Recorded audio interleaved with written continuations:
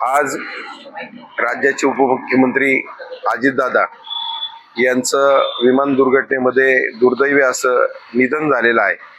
ही वार्ता जेव्हा माझ्या कानावर पडली त्यावेळेला मन अगदी सुन्न होऊन गेलं आणि मला विश्वासच या गोष्टीवर बसत नव्हता।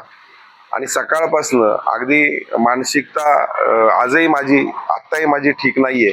आज मला अत्यंत मनाला वेदना होत आहेत की ग्रामीण भागाचं नेतृत्व करणारे नेतृत्वच आज या ठिकाणी हरपलेलं आहे। आणि अजितदादांच्या जाण्यामुळे निश्चितपणानं आज ग्रामीण महाराष्ट्र या ठिकाणी पोरका झालेला आहे। आणि म्हणून अजितदादांच्या जाण्यामुळे या ग्रामीण भागाला आज नेतृत्व राहिलं नाही आणि म्हणून आमच्या शेतकऱ्यांचं ग्रामीण भागाचं फार मोठं नुकसान या ठिकाणी झालेलं आहे। आणि म्हणून अजितदादांच्या जाण्यामुळे आज सगळेजण त्या ठिकाणी हळहळतात, कारण एखादं नेतृत्व घडायचं असेल तर त्याला खूप मोठा काळ जावा लागतो, ग्रामीण भागाची माहिती असावी लागते आणि ग्रामीण भागाच्या प्रश्नाची, शेतकऱ्यांच्या प्रश्नाची जाण असलेले नेतृत्व अजितदादा त्या ठिकाणी होते।